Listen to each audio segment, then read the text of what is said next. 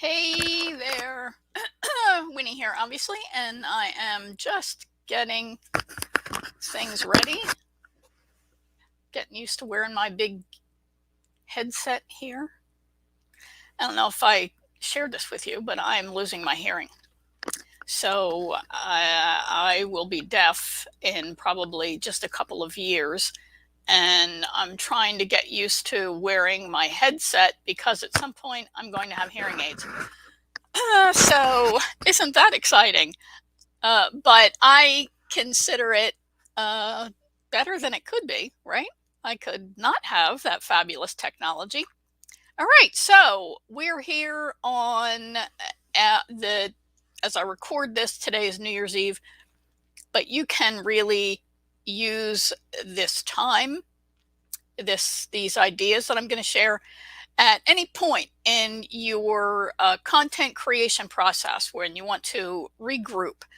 But if you've been following along and participating, you are getting your content plans really nailed down with the intention to start the year off powerfully. And I want to just share a couple of tips with you and then turn you loose to get your content work done. We tell ourselves all kinds of stories and we listen to gurus who give us all kinds of crap that we need to do, must do's to get our content done. And we've got to be everywhere all at once. And no, you don't. Right. So, yes, Gary Vaynerchuk will tell you that you have to create 64 pieces of content a day. No, that's right for him. And because he has a team, he has a big business, and you want to make sure that you are operating as efficiently as you possibly can and as effectively as you possibly can. So you want to start out by creating the content that is really must-have content for your audience. And the phrase that you're going to hear me talk about a lot in the coming year and moving forward is the idea of sales enablement. Some of you have been following me for a while know that I talk about pre-selling, pre-sell and profit, and that I talk about helping clients decide to buy. That is the whole point of creating content. Content helps people decide to buy. Every single one of you came to work with me as a result of some kind of content. It was content that I shared in a group that we're both in. It could have been a webinar that I did, a Facebook Live, or some other live video that I did. It was content on my YouTube channel, it was content on my website. That's what brought you here and what got you to say yes to working with me.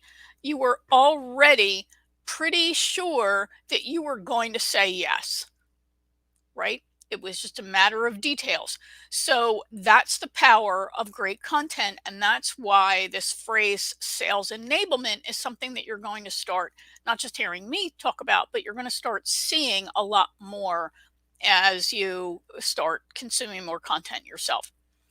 And sales enablement is really all about giving people the information they need to buy or to sell. So for you, you want to make sure that you have the sales enablement content that you need to have comfortable conversations with people, assuming you sell through a conversation. I know that most of you would like to have people who just buy, right? They go to your website, they go, yep, that's what I want. Well, that means that you have to enable them to make that purchase. You have to help them decide to buy. That involves pre-selling. So you've got to provide that kind of content on your website. Plus, you've got to get found, right? So you want to focus on the content that is most important to you and your business right now. So and I have some notes, obviously, so I'm going to be looking down so I can make sure I share that with you. So here's some things for you to think about as you look at your final content plan. You want to think about how do you sell, right? How do you sell what you sell? What works and what doesn't work in that process? What do you like and what do you not like about it? I've worked with clients and talked to friends who have said they don't like it when people show up to a call and they're unprepared. Well, you got to prepare them. You've got to make sure that they have the content that they need. So you've got to structure that sales process so there is important content at each piece, and let them know, here's what's going to go on in this conversation that we're going to have. Are you ready for that? Because you don't want to have conversations with people who aren't ready. So, one of the things that you want to really look at is where you are in the business journey, where the problems are in your sales process. Create that content, and what do you need to give people to help them navigate through that journey. So, we're going to think about this in terms of, excuse me, the route you are trying to guide people along and the route that they naturally go. And of course, it's not a straight line. People pull over, they wait. That's why I call it a highway. So let's look at where you have the problems in your business right now. Are you bringing in enough? Again, I'm going to talk as if you sell through conversation, right, or some process. So are you having enough conversations, enough inquiries every day, week, or month that produces the sales that you want to have? If the answer is no, you are not having the right number of conversations, then your problem is what's referred to as top of the funnel. It is in building awareness and getting found, building your brand, and having people find you.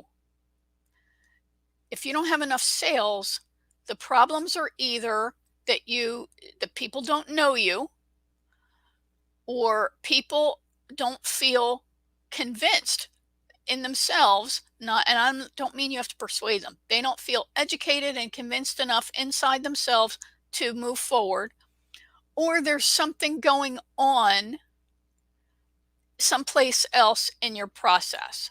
So, are you having enough conversations, but you're not getting enough sales? Then you need to think about, what are you saying? What's their expectation? What questions are they asking? And what information are you giving them, and how are they responding? And people will, they'll balk at price for a couple of reasons. One is because they genuinely were expecting that you were charging something different. So that's for another day. But there's this disconnect. Then there's the person who uses price as an excuse. It's not price. They just figure it's the easiest way to say, I don't want to work with you, or I don't want to, and I don't like the way you solve this problem. But then there are also people who don't understand the value of what you're offering. So you want to think about what they're saying in response to you. And then part of your sales enablement is, do you have the responses for that? I do not believe in overcoming objections. That's what marketing is for. But people who ask questions, they're good prospects. So you want to think about, what questions do they have, and then do you have the content either on your website or available for you to refer to in conversations that helps them make the decision to buy. So you want to think about the number of leads you have, the prospects who are reaching out to you, the number of inquiries, where is the sale breaking down? Are they moving forward? And then you want to make sure that you've got the kind of core information they need in order to make a decision to move forward. That's what I refer to as billboard content. So you want to think about that. Next is we need to continue to create new content or polish up old content. If you have a wealth of content, and some of you know who I'm talking to, if you have a wealth of content, do not create new content. I'm going to repeat, do not create new content. Do a content inventory and evaluate what you have and how you can make it more impactful. You also want to look at how you can structure it to make it easier to consume. Is it helping you in the search engines? Do you need to optimize it better? But if you have an abundance of content, don't create new, repurpose. So that should be a big term for you. So then you also want to think about when do you want to make the sale and how much information do you need to provide. Generally, it depends on a lot of issues, including how big is the sale, right? The bigger the sale. So I work in the business to business environment, and back when I worked at an agency, a deal for the agency was anywhere a low end of 10,000 to as much as 20 or $30,000. That's a considered sale. Same thing for those clients that we worked for. Many of them, we had the region's largest roofer. You know what a roof costs? $20,000 on average, right? Sometimes more. So you want to make sure that you're providing information that helps with that considered sale. Excuse me. Okay, so when am I selling? What content warms people up, gets them to understand the problem, helps them say yes, right? Helps them say yes to the next step. Do I have something else that I'm selling? So you want to think about your overall schedule and flow. Don't overcommit yourself. Really think about, okay, what big pieces of content am I going to focus on? And then what kind of schedule am I going to start releasing content on? Consistency is an important part of brand building. So you want to make sure that you are, whatever schedule you're following, that you can commit to it and that you can start to develop this relationship with people. Then you want to think about what single platform are you going to build your presence on, and your website, because the site that you control, you don't own it, that's for another day. The site that you control is where you should be really putting your most effort, especially right now. So you want to make sure that you've got one social platform and your website, and then you're going to build and add other social platforms to it so you can expand your web presence and increase your discoverability. Start with those tools that you're most comfortable with. Get really comfortable, nail your message, and then start to get your message out in a bigger way. I'm going to encourage you to use automation to do that. There are free and low cost tools, and there are expensive tools, but you want to make sure that whatever tool you use, that you are sharing content on the platforms where your audience is and where you're most comfortable.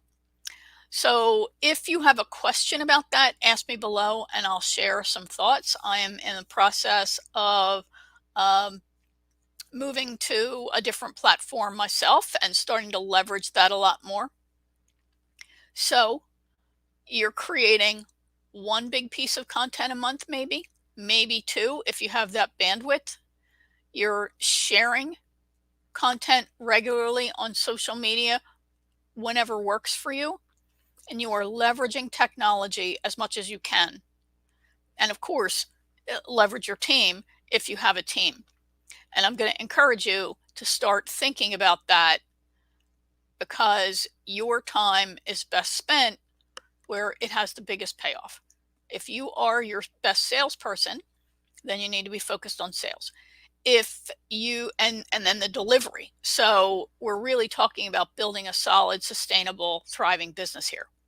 All right. So, but I do want to emphasize that most important thing is that you've got the billboard content you need and the sales enablement pieces, so you are positioning yourself as an expert authority, a credible authority who's trustworthy in your business, that you are pre-selling people You're giving them the kind of information that educates, elevates, and inspires and invites them to move forward. And then you're creating the content that you need to be able to have an effective conversation with somebody to help them say yes. Right? So those are the big things for you to think about. So what should you be doing? I don't know. You need to look at your plan and look at where you are and what your schedule is, especially for the first quarter. What are you missing? Focus on those big items to bring in the leads and to guide them through the buying journey and to help them say yes or no. But hopefully you're only talking to people who are really ready to say yes. So you want to aim for at least a 50% conversion rate, if not 75, 80%, or even higher is awesome. So I will be right here. I'm working on my plan too. So if you have any questions, feel free to post them.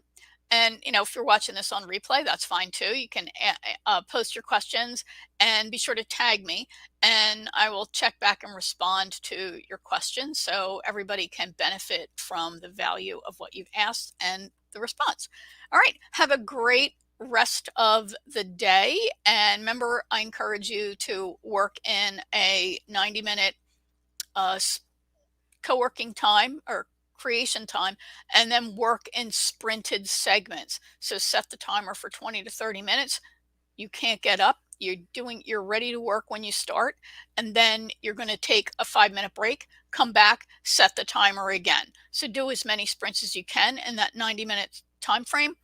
Get as much done as you possibly can so you set yourself up for success in the coming year. Wishing you nothing but a healthy, happy, and very abundant year ahead. And no matter where in the calendar you're watching this, know that you can always regroup. You always get a do-over, right? Okay, this has been Winnie Anderson. I will talk to you again soon. Bye for now. Get cracking on your content. See ya.